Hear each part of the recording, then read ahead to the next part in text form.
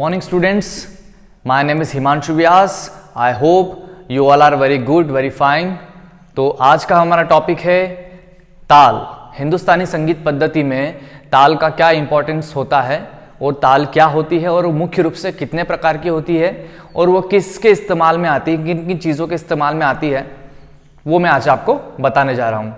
वैसे हम बोल सकते हैं कि ताल का जो इम्पोर्टेंस होता है वो हमारे बेसिक रूटीन, जो बेसिक लाइफ होती है उसमें भी हो सकता है। इजी वे में आप बोल सकते हैं अ रिदम ऑफ फिक्स साइकिल, या हम बोल सकते हैं टाइम ऑफ मेजरमेंट, ये भी ताल होती है।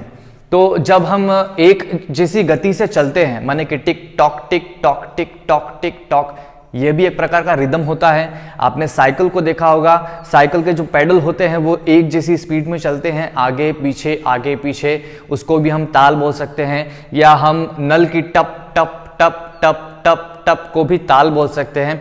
हम बोल सकते हैं कि जब हम परेड करते हैं, जब परेड में 1 2 1 2 1 2 जो फॉलोइंग होता है उसको भी हम ताल बोल सकते हैं। मतलब कि जब हम एक जैसी गति से चलते हैं उसको हम रिदम बोल सकते हैं, ताल वी कैन से ऑल्सो। तो भारतीय संगीत में ताल की क्या इंपॉर्टेंस होती है और कितने प्रकार की ताल होती है वो मैं आपको बताता हूं। जब हम भारतीय संगीत सीखते हैं, जब हम शास्त्रीय म्यूजिक, शास्त्रीय संगीत सीखते हैं तो उसमें ताल का बहुत इंपॉर्टेंट होता है। सबसे पहले ताल को ही फॉलो आउट किया जाता है, रिदम को ही फॉलो आउट किया जाता है, लय को ही फॉलो आउट किया जाता है, उसके बाद ही आगे की चीज आप अच्छे से सीख पाते हो। तो टॉपिक है हमारा ताल। अब ताल मुख्य रूप से कितने प्रकार की होती है, तो बेसिकली हम बोल सकते हैं ताल 8 प्रकार की होती है, जिसमें से आज मैं आपको त्रिताल, एक ताल, कहरवा, झपताल, दादरा और रूपक सिखाऊंगा। माने कि 6 तालें मैं आपको सिखाऊंगा, बाकी की 2 तालें मैं आपको बाद में सिखाऊंगा। तो हम डिसेंडिंग ऑर्डर से और असेंडिंग ऑर्डर से दोनों तरह से सीख सकते हैं। तो हम सबसे पहले त्रिताल सीखते हैं। त्रिताल तालों की राजा होती है और सबसे इंपॉर्टेंट ताल होती है। बहुत सारे गीत में इसका इस्तेमाल होता है।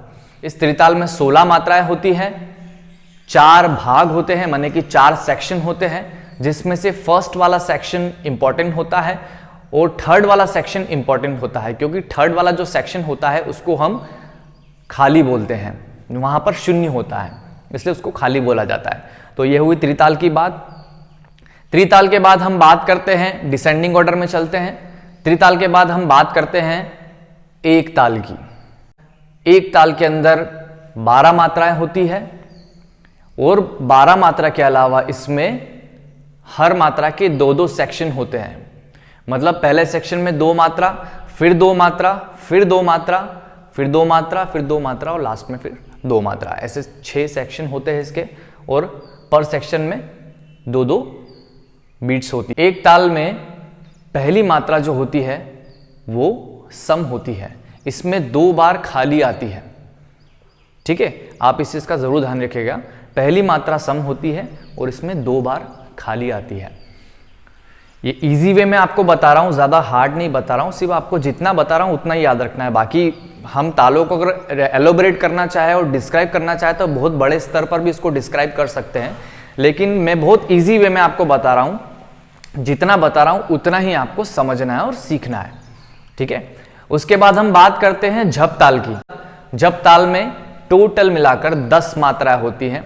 ये थोड़ी सी टिपिकल होती है क्योंकि इसके सेक्शन में इस सेक्शन को जब डिवाइड किया जाता है तो 2-3 सेक्शन में इसको डिवाइड किया जाता है। तो पहला जो सेक्शन है इसका, उसमें 2 मात्रा होती है, फिर 3 मात्रा होती है, फिर 2 मात्रा होती है और फिर 3 मात्रा होती है। झपताल में आप समझ गए क्या क्या मैंने आपको बताया है। झपताल की पहली जो मात्रा होती है उसको सम बोलते हैं क्योंकि वहां पर क्रॉस होता है।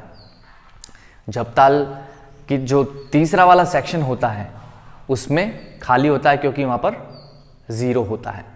तो जहां 0 होता है वो खाली और जहां क्रॉस होता है वो सम। इस चीज का आप ध्यान रखिएगा।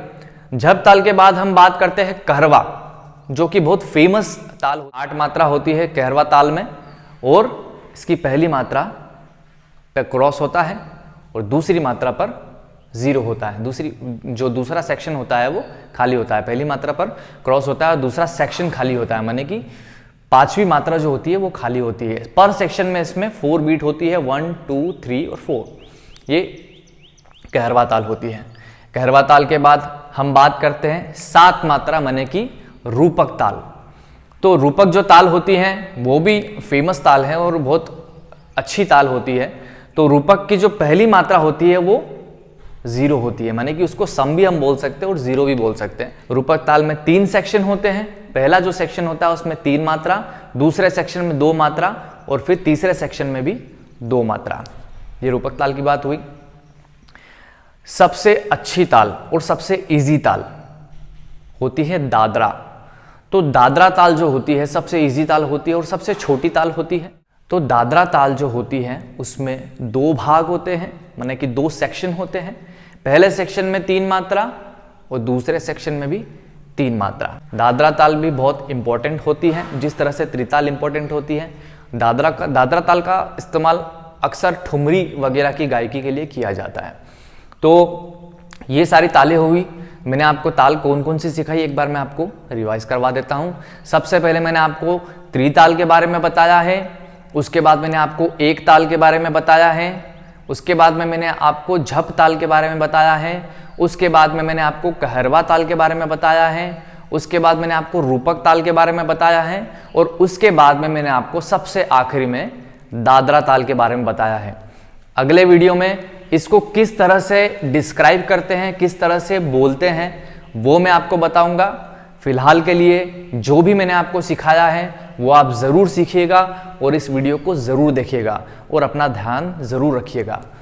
फिलहाल के लिए धन्यवाद।